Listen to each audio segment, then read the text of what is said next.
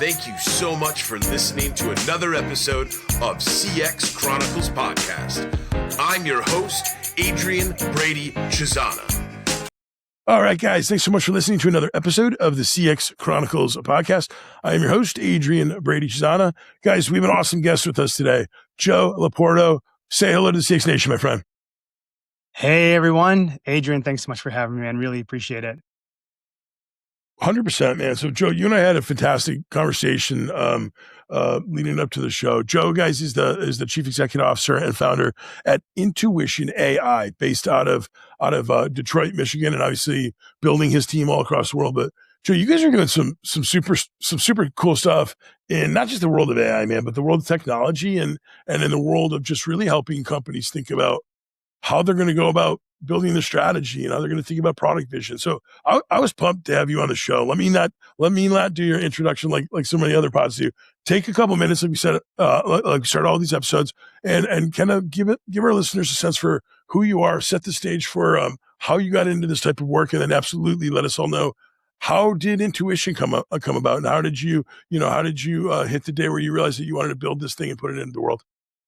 Absolutely. No, hey, I really appreciate that. And one thing I'll say is I'll start it with a quick tagline, and then I'll go into that story for you. So Intuition AI is the always-on intelligence layer for the frontline. The way that we look at what intuition is every business decision starts with a conversation. And how we came about and where that came from was really the 20 years of running frontline retail. I came up in the wireless world, starting as that guy in a kiosk in the mall, bothering you in 2005. You're trying to shop, and I'm sitting there saying, "Hey, come over here, let's come I talk remember about that. this." I remember those. Oh yeah, that was a hard way to cut your teeth, but we did it. And through the process, what we started to learn was the most important thing we had was our team and our people.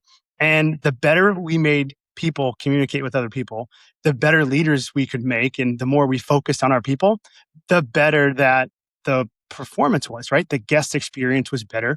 And so we had to always focus there. And as time went on and business went on, tools got better and better. So you had automations, and then you had AI, and that's sort of that arc to where we were. And we had to figure out, how the heck do we use all of this to make that experience better? Everyone, focused so much on making all these big models and all these large tools and everything else. And I'm like, everything to make the people better is just simple. Just listen to more conversations. How can we listen to more conversations at scale and train the team off of it? So that's sort of the what behind Intuition. And then it was like, hey, let's get the heck out of the day job and let's build this thing, because we know that it can be amazing.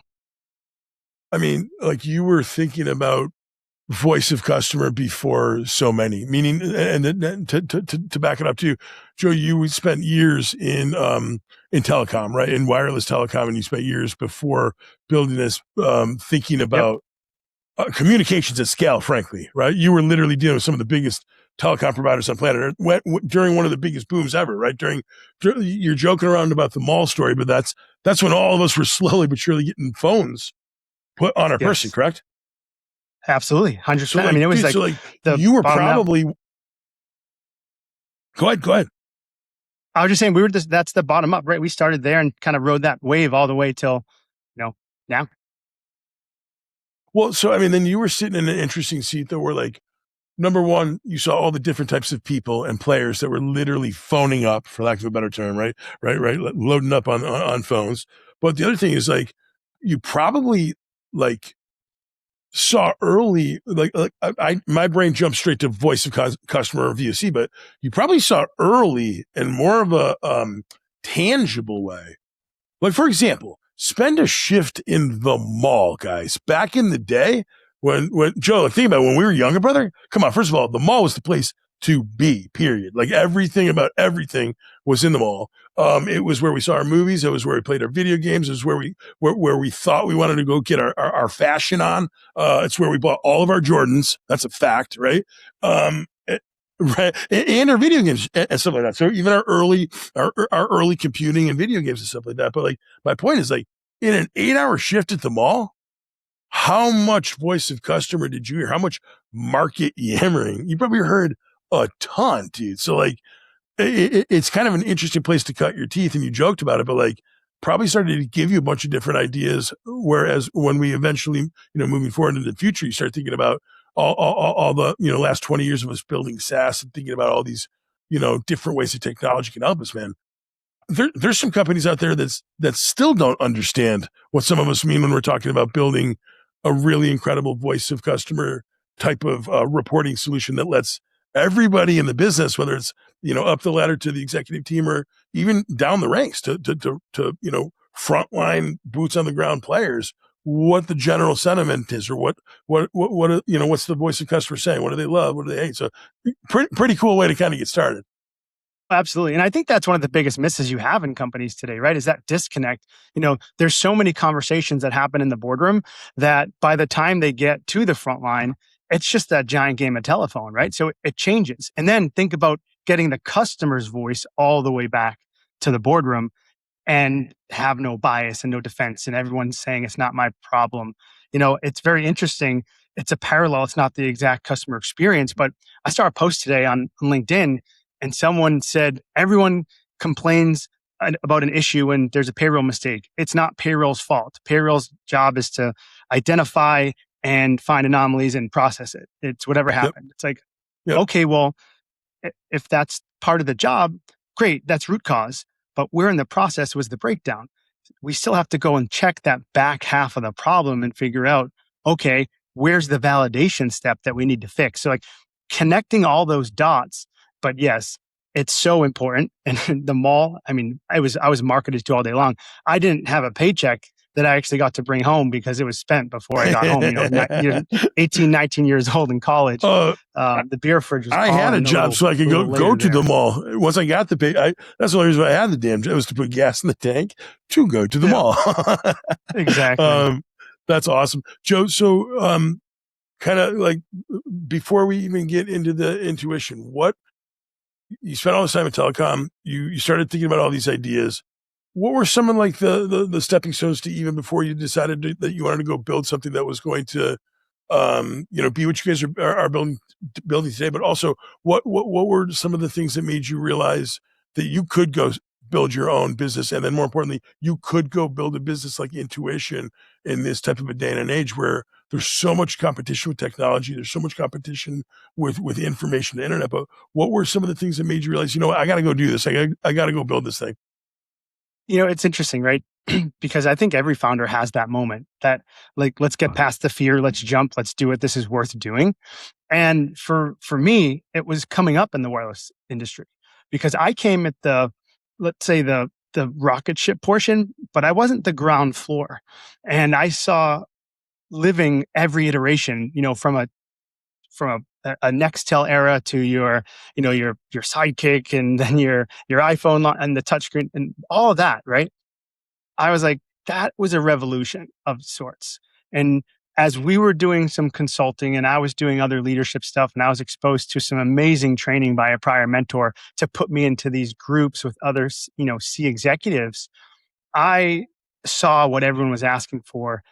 I knew that there was a need for more out of technology. And there was this sort of awakening that was happening.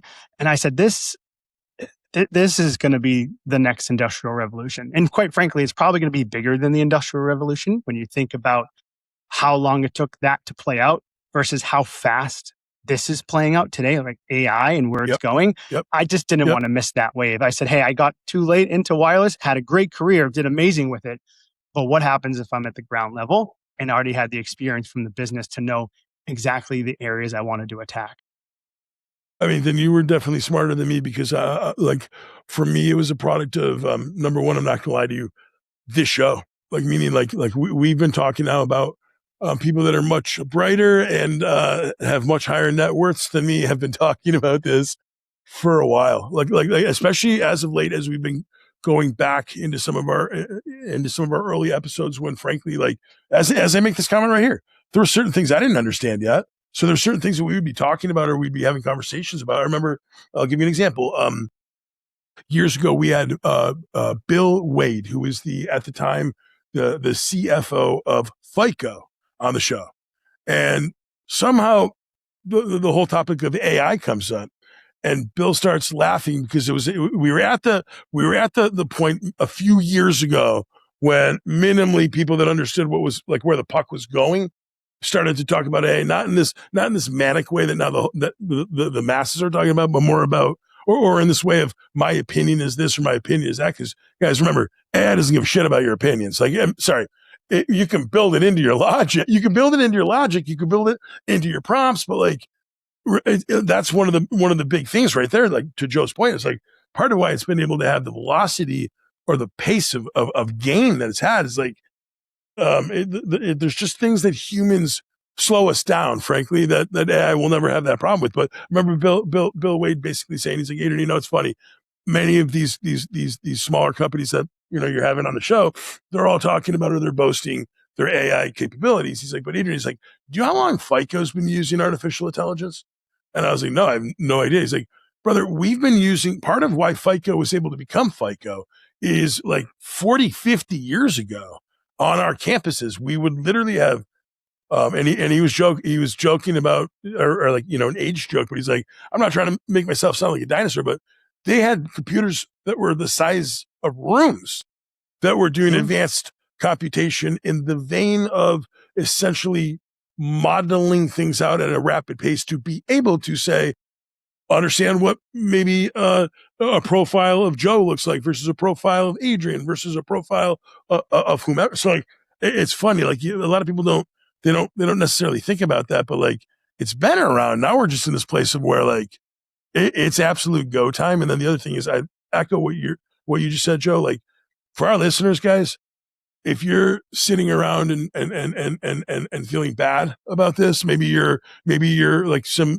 junior customer success manager, or maybe you're like a younger up and coming product manager. But like, guys, for the folks that embrace this and run with it and sprint with it, or said another way more granularly, find your handful of tools or your handful of things in your subject matter expertise space that AI can help you go faster, better, stronger, tighter with. Guys, that alone is, like Joe just said, like he knew years ago that this was going to be something he was going to lever or bet upon to put himself ahead. So like, I love that, Joe. And I appreciate you for sharing that. And that's such great advice, Adrian, too, right? Like no one's behind. Like if you look at global adoption right now for the average person, it's so low. I mean, everyone is really at a level playing field. And I think so many people are rushing to implement AI that they're really forgetting that AI is just pattern recognition and then repeating those patterns at scale. So if you have a bad process, you put AI on top of it, now you just have chaos, right? So it's okay to be slow. You don't have to rush to get it done. Like find the right use case. For me, I think the best use case, and everyone has an opinion. You're 100% right. And there's hype and there's not hype, whatever. But for me, I just think it's augmenting the team, right? Find those tasks that slow down the person and get the best process and then just automate the heck out of it. Use AI to get that out of the way so it's done right every single time. And your team can just go. It's just rocket fuel on the right process. Couldn't agree more. Let's jump into the first pillar team. Now that you're here, Joe, jump into the first pillar team. I'd love to kind of understand how you think about, and you were just about to kind of delve into it, but like talk a little bit about the team that you've built at Intuition, but then also, feel free to talk about some of the teams that you guys serve and some of the teams that you guys help with your clients at Intuition. I'd love for you to spend a couple of minutes just kind of talking about how you think about that in today's world. Absolutely. Team honestly is everything. Companies don't exist without the team. And I think that's the biggest thing that you can't forget. So it's so important to build the right team, find the right fit. And, every leader is going to have a different fit in terms of how that team is made up and how everyone works together. I have an awesome team at Intuition. It's amazing. I have an amazing co-founder. We've been together. His name's Chris. We've been together for years and years and years. We came up in telecom together. We built a company together. We were fortunate enough to both exit that company through the process. Just amazing database guru, self-taught, just always ahead of the curve. He has been an amazing sounding board. And what's perfect about him is he's the yin to my yang. We fight like brothers. And it's important to have that atmosphere where we can fight and get through to the next process. And that's really how I build all my teams. I let the team know that as I'm bringing people on, I don't want yes people. You don't hire someone, and this is the way I look at it. You don't hire someone to just say yes to you all the time. Yep. I mean, some people do, and that's their prerogative. But for me, can't do it. You need to have people that are going to push back. You then, as a leader, have to create a super safe space. I leadership philosophy 101 for me is create a safe space for people to, at least for me, I tell them all the time, if you need to tell me to go F myself, please do it. Like, just, I'm not going to be mad. Like, get my attention any way you can get my attention, and let's debate it. And let's be civil, get through it, and stick to the facts. And the best decision will come from that. So I have an amazing team that we've now built around us. We have a bunch of developers. We have customer success. We have, sales, everyone. But what's great is we're 100% remote.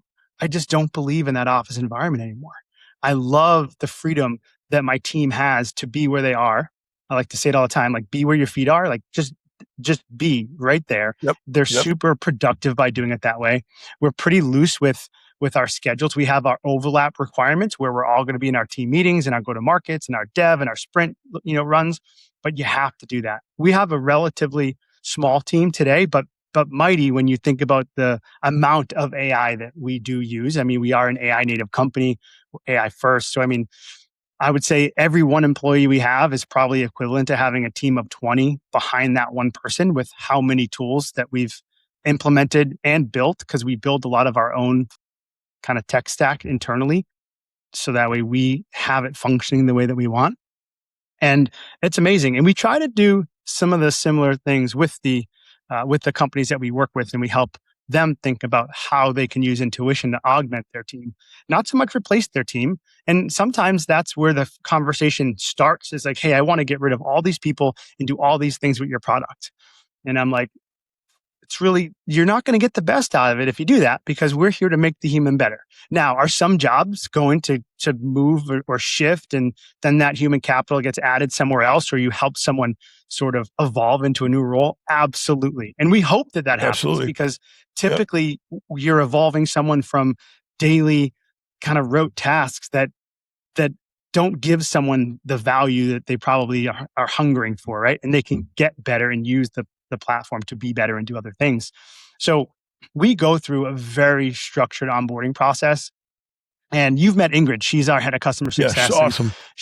She's great. She's awesome. Honestly, Yep. She sits in South Africa. So we cross our paths, probably maybe 2 hours a day. But when we do, it's there. And then we're always on with each other on Slack and whatnot. But the big thing that, I love what she said was, when we're implementing with a customer, and she coined this term herself, it's champion over challenge. So many people want to force AI on the team. And that is just going to be the fastest way for everyone to kind of stiff arm, because they're like, no, you're trying to get rid of me. You're trying to train this thing and get rid of my role. No, we want champions. Just once you have that initiative, whatever it is that you pick, roll it out and just say it's here and use it. And those that want to use it, the curiosity is going to be there, and the team's going to start to use it. And then you get to look at the patterns of how they're using it. Is it being used the way you intended? Is there a shift in the mission that we have to adjust? And then once you start getting those signals and you really build out an amazing sort of rollout strategy, and you test and you tweak, then you can start to challenge others to get on board. Hey, this team is doing it. Look at their output, but also look at the free time they bought back. They're focusing on X, Y, and Z. The right companies are going to focus on real good productivity over busy, right? Because busy doesn't equal productive. So if you can show just how productive others can be and how much better someone might be getting at sales, or they're taking their trainings and they're learning more, or they're speaking better because they're going back and looking at what the AI is telling them in terms of what they might have missed, how to be a better listener. Maybe you're speaking too much, things of that nature.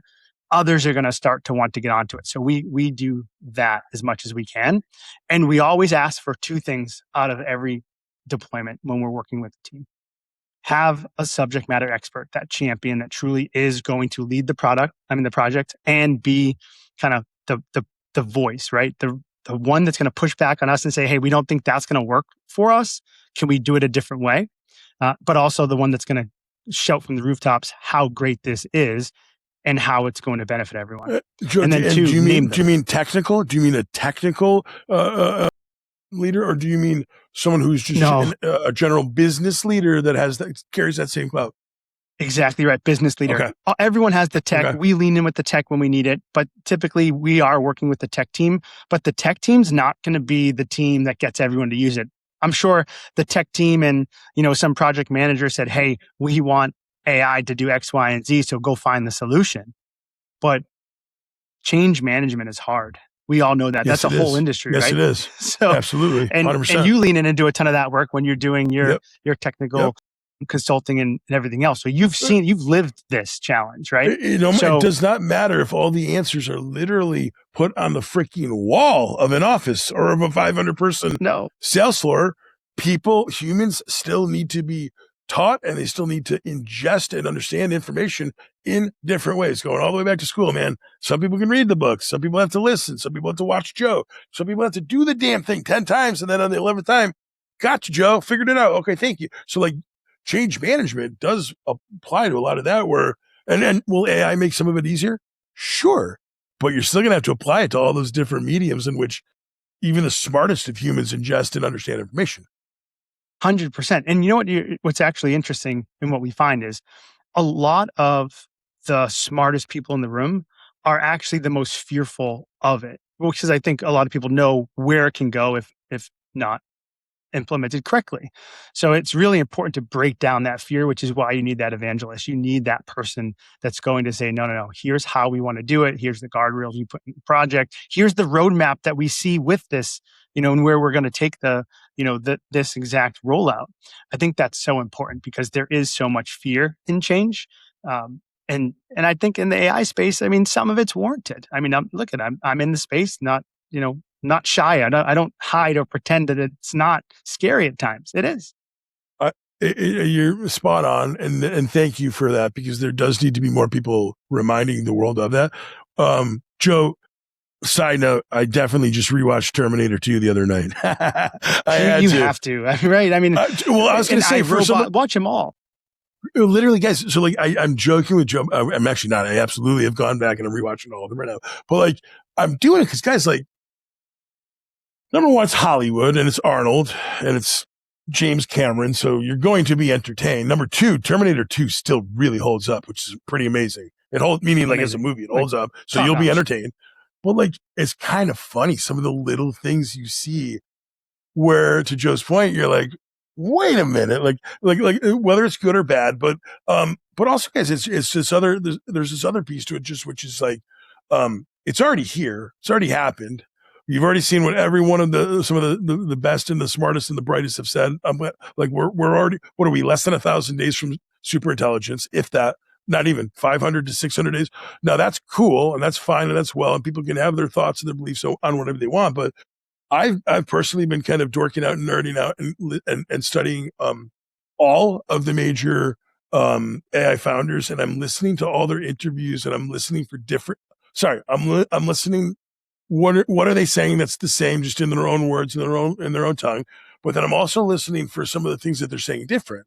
And it's funny, if you ask, founder of NVIDIA, what he's, I'm sorry, I'm trying to blank right now on his name, but yes, the founder of yes, thank you. You ask him, he's truly, genuinely not concerned. He thinks that we've done a tremendous amount of work in terms of putting guardrails and or putting human outs. Now, are they human outs that only the smartest and the brightest of builders would even know what to look for? Yeah, fine. But then you listen to, you saw Sam Altman's interview, I think just last week, that got a ton of just general attention. That was the first time Altman was not necessarily all optimism. There was some pessimism blended into some of his talk. And then who's the other one that I love, Amadei. Yes, from Anthropic, I'm assuming. Yeah. Yes, dude. So then you got someone like him And he's very vocal about how, well, look, we've built what we've built.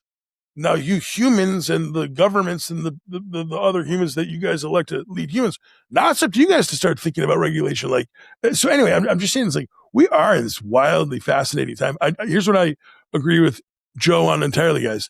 If you don't know anything that we just kind of talked about in that 60 seconds, probably not great, because we are in this world right now of like, I don't care how smart you are or how like tight and fit and proper you are in your roles or what you do. This is the beginning of a massive shakeup time. So being informed, being educated, understanding different types of players in this play is extremely important, right? 100%. And it's well said, number one, but being able to just understand it and know where it fits and how to use it. Because I do think that those that know how to use it well and stay with the trends are going to probably far outpace coworkers. So you might see some people start to leapfrog in roles that you didn't think were going to happen. And you're going to see shifts in how work is done, right? So be on the tip of that spear.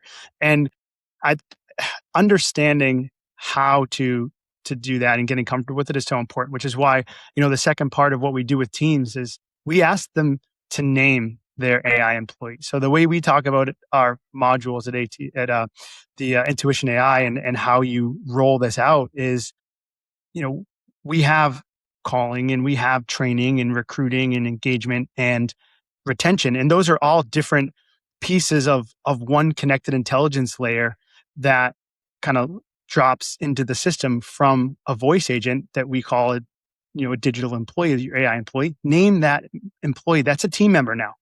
Think about the AI as the team member. And, if you have an AI that's just doing recruiting all day long, well, maybe that is going to be, Samantha. And then now, hey, did Sam get us any candidates today? Like, the more you get that team member ingrained, and the companies that we see do that we work with right from the get-go, they see such faster adoption. It's like, hey, Sophia shot me a lead today. Well, that's awesome. Cool. Nice. Or, Olivia told me to do this. Well, that's great. You should listen to Olivia.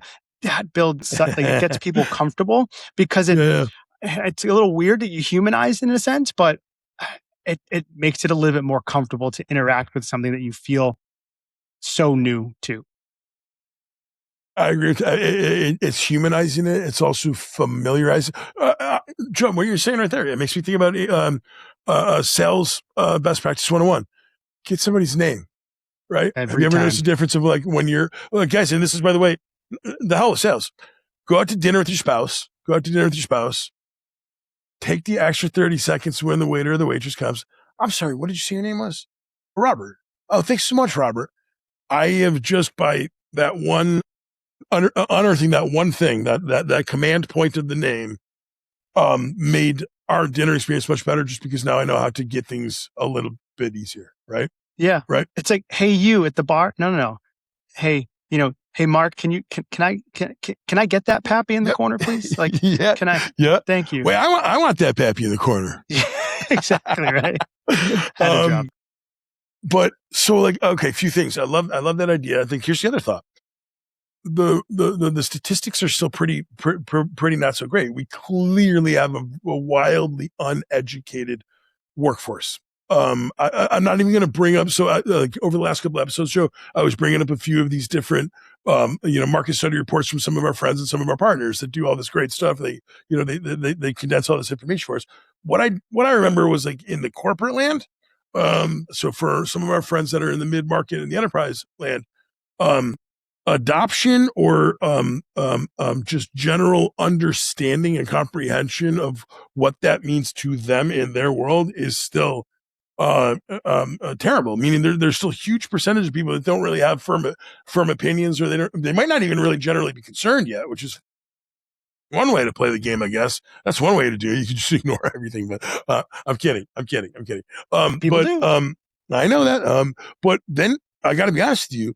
Then you start to look at some of our friends or people like me and you, Joe, that are building tomorrow's leading companies with, we don't got that. We don't got those budgets. We don't got those resources. Mm-mm. We don't got those. I always joke around all the time. Like when I was telling you our friends from ServiceNow, for example, they've been on the show before. I joke around all the time when I have awesome companies like that. I'm like, man, must be nice to have a PA system at Giant Stadium. What do you mean? Well, I'm over here playing the corner pub still, and everyone likes what they get. But man, it must be nice to just be able to fucking plug into Giant Stadium sometime and let it rip. And this is one of those things where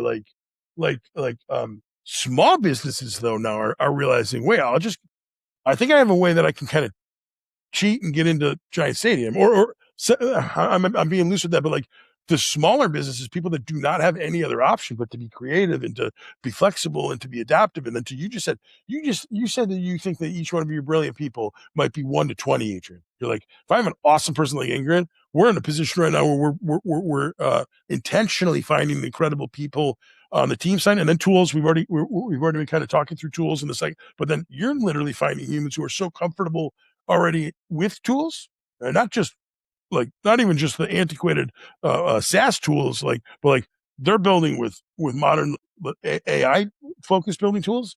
That's a game changer, brother. And you think about competitive advantage, you think about which companies are going to win in that scenario. Like, come on. It's a requirement for us. And I won't say it's a requirement to have to know how to use it. It's a requirement to be open-minded, to learn it fast. And you can use the same AI that you're trying to learn AI. I mean, if you want to go and learn Claude, go to Claude and ask Claude how to use Claude. You want to go fix and make something, go ask it what you wanted to fix. Like, just the simplest step in the right direction is going to make the biggest impacts. And, you mentioned the small business.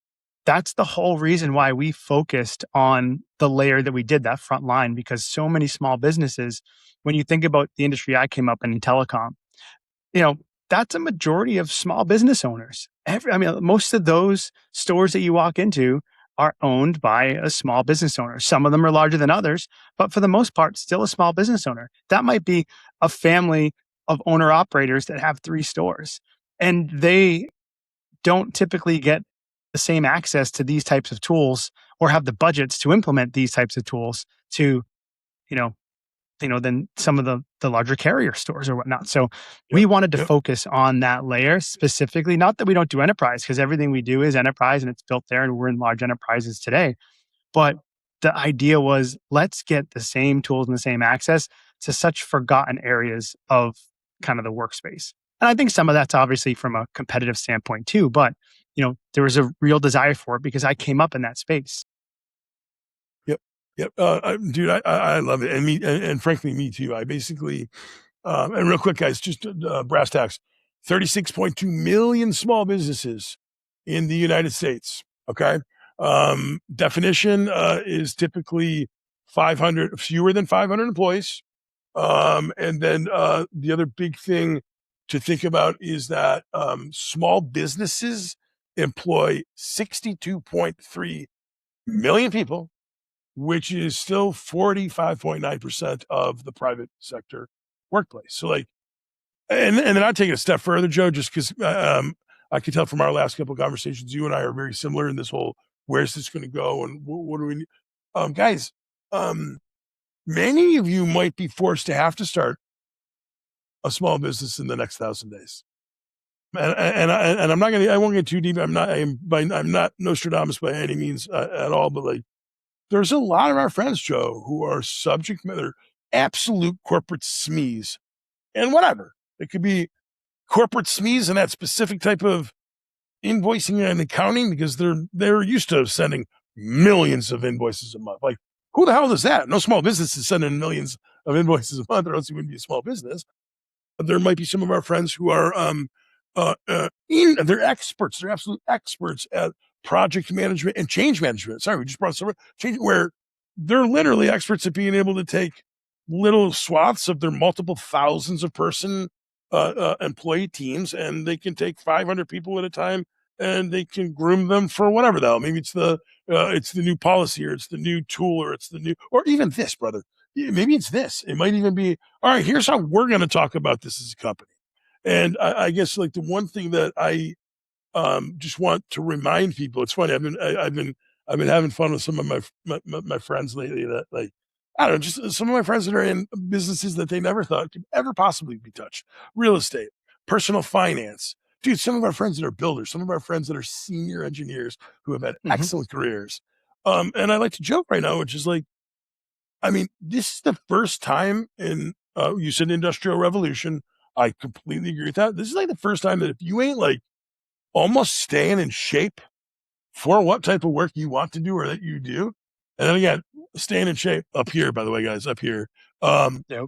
I don't know, man. It could be an interesting time, and I think you know, Joe, I say it a lot on this show, but like I talk about the Pareto. I say, look, 1,000 days. There's a very good chance that there could only be there might be only be 20% of us that's left around in the next 1,000 days to do what today we have 80% of the other base helping us or employed to get shit done. So like it's just going to be a super interesting time. Joe, before we jump from tools, I want to ask you something.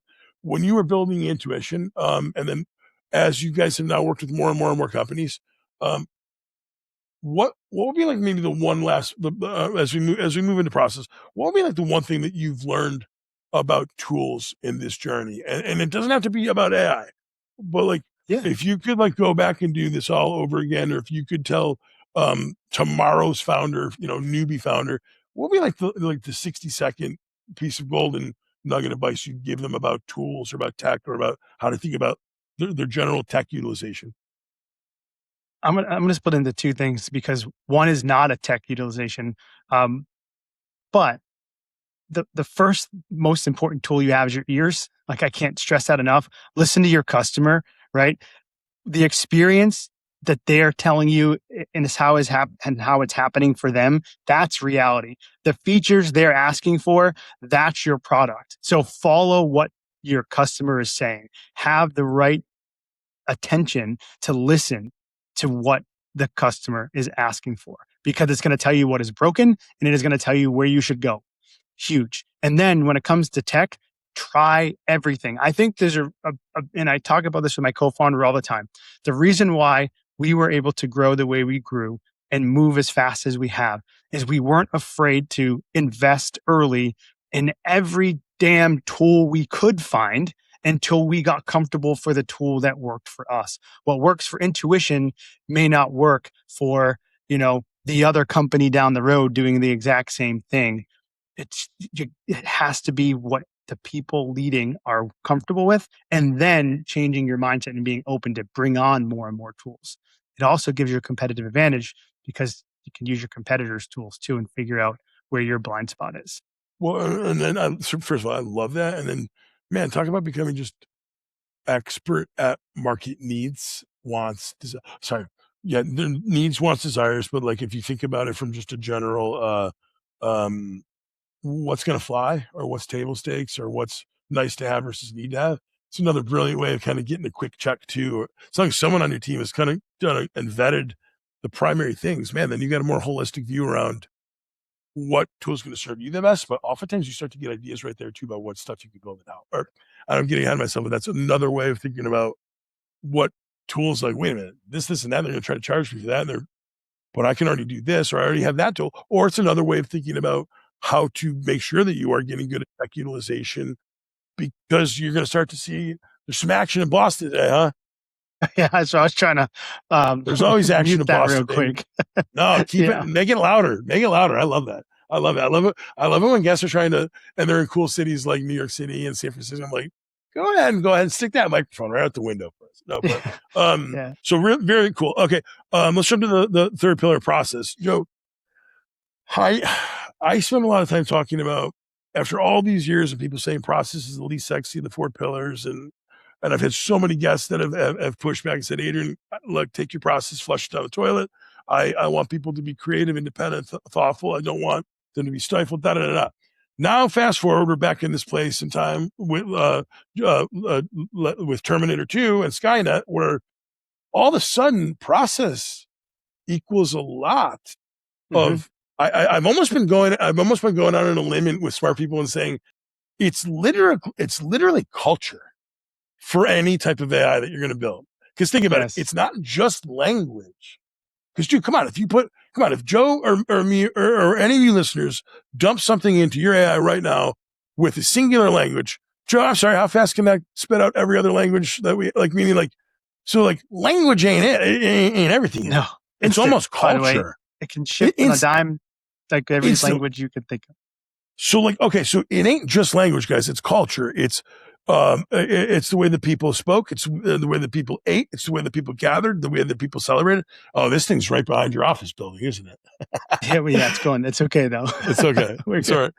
But you know what I mean, Joe? It's almost like much deeper than that. So it's like, and so it's funny for someone like me. I've been going to all these events and like these you know all of these industry events and shows, and then over the last 2 years. Be frank with you, man, like I've been going to less of the CX stuff and I've been going to more of the AI stuff because if you were to ask me who are tomorrow's AI winners, it's definitely going to be the companies or the men and the women who understand when and where to lever AI in their customer or user journey versus when and where they're fucking positive it's still humans all day long. Like, for example, I'm 100%. still a firm believer in the fact there's a ton of big ticket buys, Joe. You're talking about, okay, you want to sell $17 million thing to some large company. All right, let's see how far AI gets you there. All right, let's see. I mean, it might have helped biz dev. It might have helped some of your analytical team as you were trying to build up models for why you're going to be. Guys, there's certain sales in this world that are still going to be completely about people, and they're going to be completely about humans. And so, like, I think being thoughtful around, like, think about your business. Stop for a second, listener, stop and just, all of us have different things that we're going for, but like Joe, you probably know which parts of your journey you still absolutely outside of all of these processes and all the stuff that you've been able to build and regulate and theoretically be able to apply to some of this automated information. I'm sure you still have an idea of which places and times and spaces humans are everything, right? Whether it's in your selling journey or whatever. Human in the loop is so important for people to understand, right? There's so many opportunities to mess up where to keep the human in the process. And I think you've seen news articles on large companies laying off tons of people and then saying, oh, well, we come on back, guys. Like, please come back now. But you have to be mindful of that. Shameless plug. I wrote a book called People, Culture, Structure, The Architecture of Execution. So for Awesome. me, Nice. people, you already hit on it. Culture is so important because your people and your culture work hand in hand, and your structure helps keep it all together. So for me, I built this company on the principles that I've lived, learned, and just done forever. And then I chose to focus on the voice side of things, conversational intelligence, because the people aren't going to go away, right?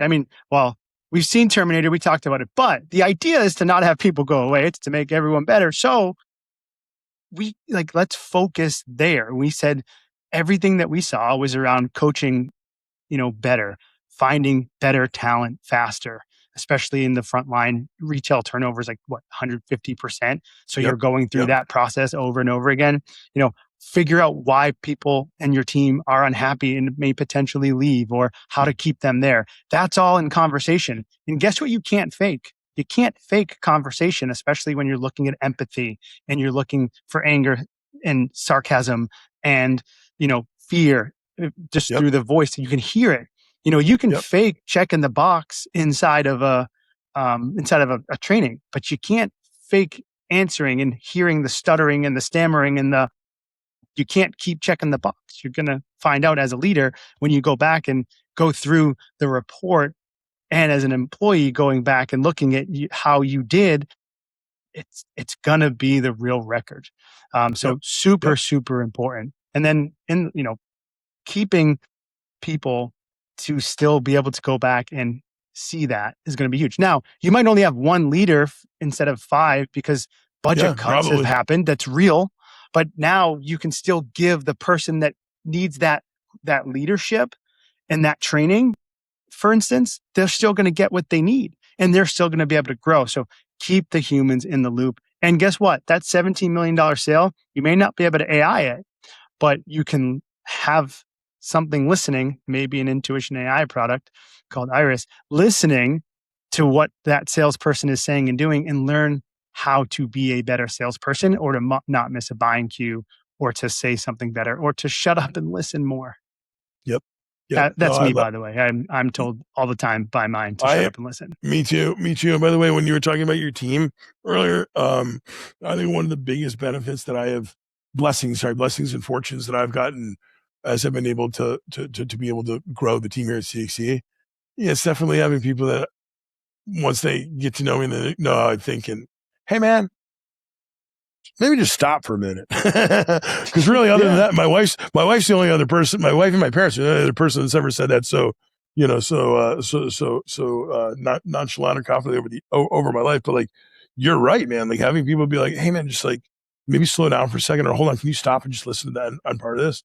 And it's tough because like some of us, especially as entrepreneurs, we've done everything. Meaning, regardless of whether you're Joe, how long have you been building intuition? In stealth mode, quite some time. So we started in 2023, testing, trialing, tweaking different parts. It wasn't called intuition, but about 2.5 years. Dude, so, and then for me, someone like me, if you count writing the book, doing the podcast, and then what we've been actually building with our business over the last, it's technically 6 years. 6 years. So like people can tell me to, or consultants can tell me to, but there is some weird about like, all right, okay, well, it's worked up to here. But like you have to get that shit out of your head, because the other reality is like, you will only get as big as you've gotten if you don't start shutting the fuck up and listening to the people around you. And then the other thing too is you have not waited or in some cases prayed to have the ability of hiring these other smart people to put around you to not listen to everything they got to say and then be able to make decisions accordingly from there. Right. If not to your situation. It's funny. We never measured like the 1 to 20. By the way, that's an incredible count. Because I was going to say, one of the big things that we're working on right now at CXC is one of our biggest strategic partners is HubSpot. We work with companies all across, the country and the world, frankly, helping them with their HubSpot optimization. More often than not, we're finding companies that were just about to quit. They're just about to quit. They're just about to like put up the sign saying, "Oh, fuck this. This is a terrible tool. We don't." And we usually more often than not come in right there because they think that they're talking to CXC to vet other solutions. Joe, it's almost like 80% of the time, once we actually do a proper utilization audit, nothing's broken, nothing's fucked, man. It's basically Big Lebowski. It's not that.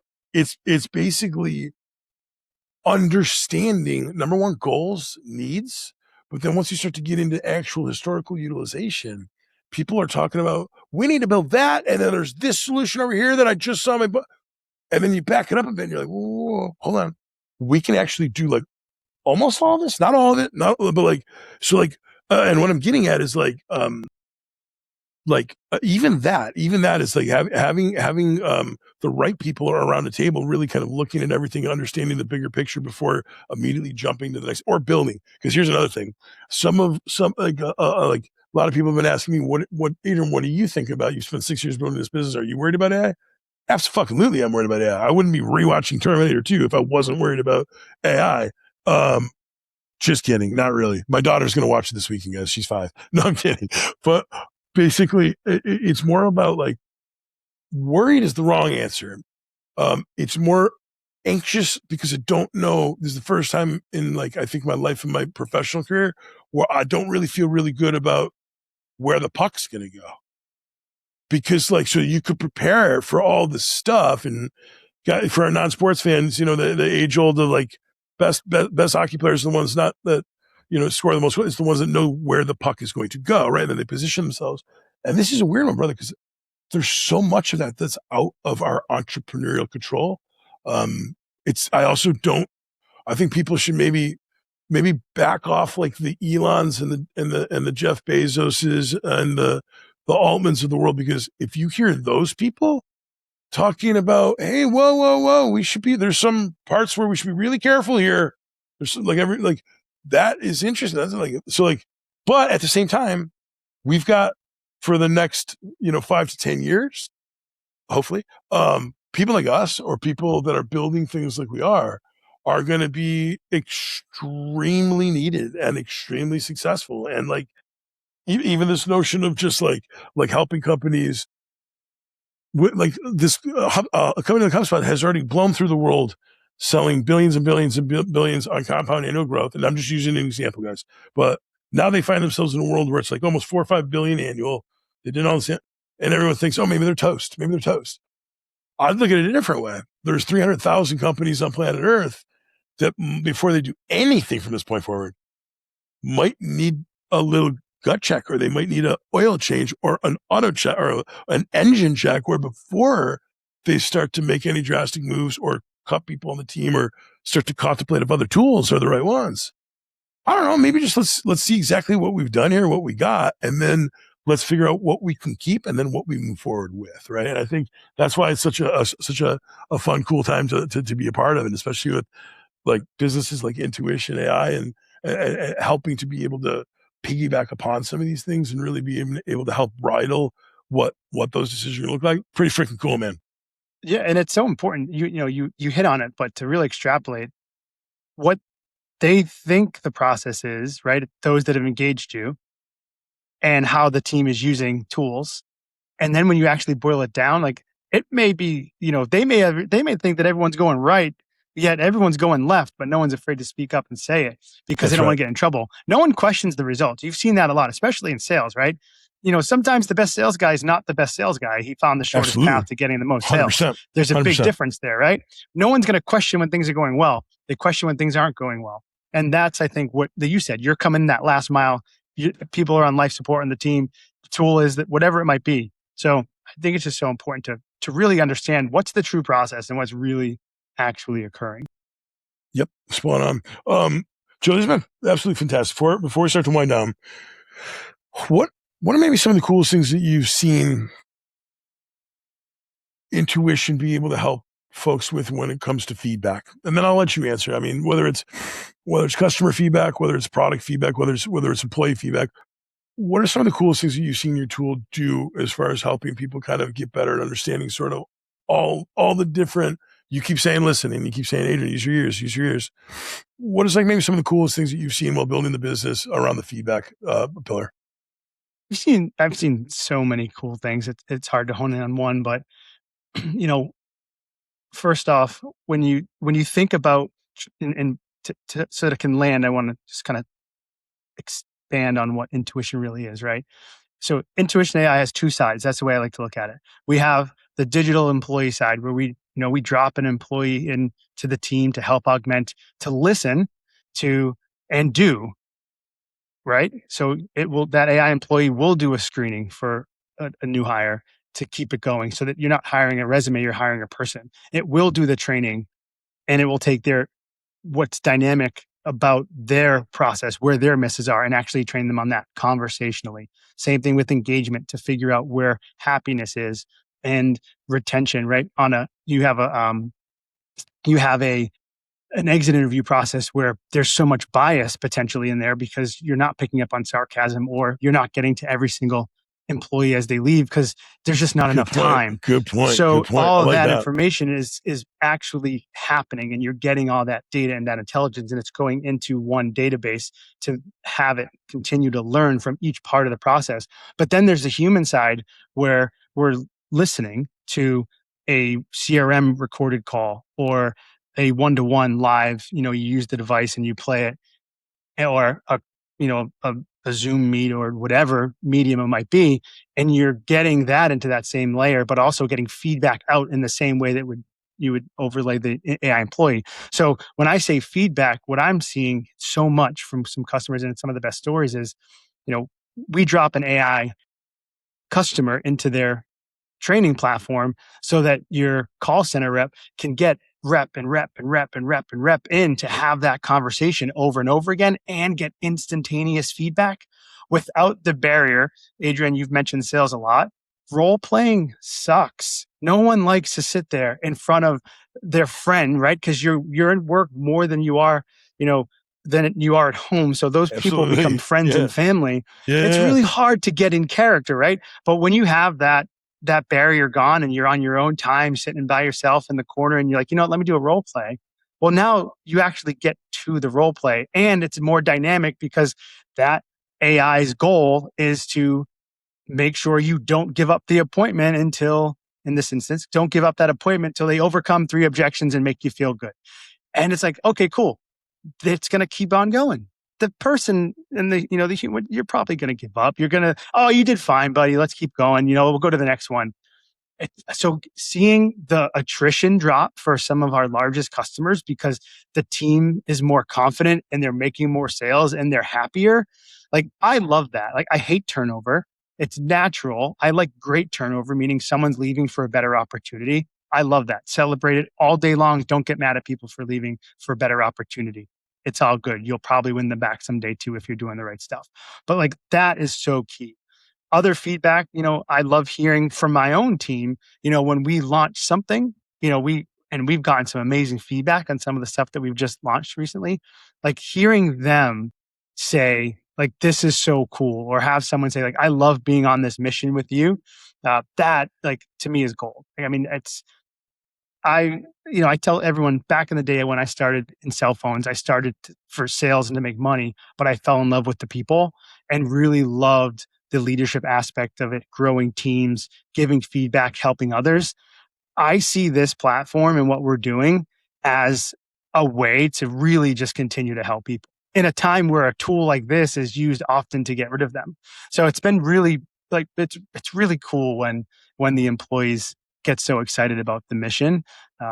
Or tell me some parts of it stink and we have to go back and fix it. Because again, that tells me that as a leader, I've created a safe space for someone to come to me and say, hey, you paid me to do a job. I'm telling you, I don't think we're doing our job. I love that, man. I mean, so many good parts to that. So many good thoughts. And I hope you're right, man. I when we think about, what I was saying about, about, Jensen Hung, right? NVIDIA. Yep. He falls into your camp. So then when reporters keep pushing him, yeah, but what about this? And then what about that? And he keeps saying, he's like, you guys got to remember, like, man, like, it's almost sad. Like, the people don't realize how many fucking incredible, good, hardworking, dedicated, what's the word for wanting to push things forward? Positive for all.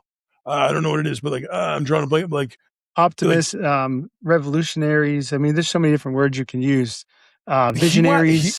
Vision, like the sadness of the fact that he's like, you think that the people that have been working with me for the last 30 years are a bunch of fucking animals. And it's funny because when the reporter said, but why should we, like, no offense, but like, we're getting pretty used to seeing billionaires and trillionaires pop out of nowhere. And then all of a sudden you guys get to dictate government. And that's a fucking fact. And his closing thought that I like, something what you just said is like, there have now been an army of us. And he's like, I'm talking about outside of NVIDIA. I don't know how some of these other people run the company, but what I do know is like, there's been an army of some of the brightest, most intelligent, most turned on human brains that have ever been on this planet, thinking about all the good ways we can apply this, thinking about all the positive things this can do, thinking about all the different ways that this doesn't just gain for a few, but it gains for many. And I think there's a good closing point, brother, because like some of the things that you just said that you hope kind of come out of it. Hey, man, maybe there are more of us out there because I'm the same damn way. The idea of this continuing to just expedite the inevitable of a couple people holding all the bucks on planet, holding all the bucks on the world. I don't know, man. It's getting that story's a little old, right? Like, I'm a big fan of all the industrialists too.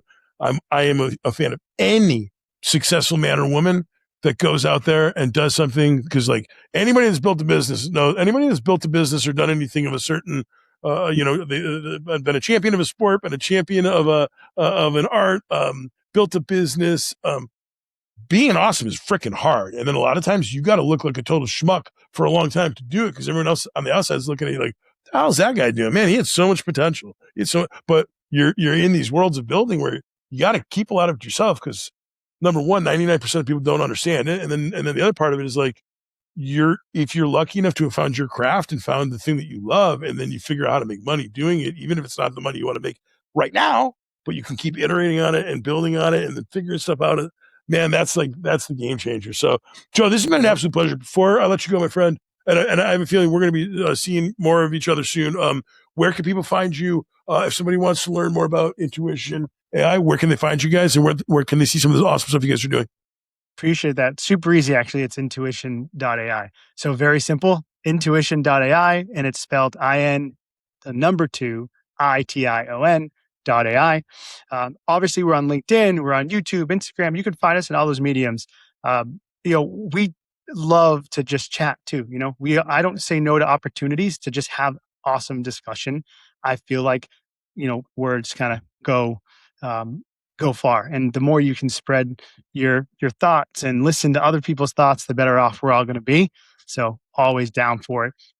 Loved having some time with you, Adrian. It's been absolutely phenomenal. You can also see us face to face, by the way, coming up in Las Vegas, August 17th through the 19th at the All Wireless and Prepaid Expo. Only fitting that our first exhibit stand is at a wireless conference. Figured go to what you know, right? Nothing else, brother. I'd expect nothing else, brother. Joe, this has been fantastic, brother. Thank you so much. I appreciate the kind words, man. And thank you so much. Appreciate it. Take care, man. To your listeners, thank you for listening. 100%, brother. Be sure to check out the CXC website. And as always, find us on any of your favorite podcast players, iTunes, Spotify, Stitcher, and more.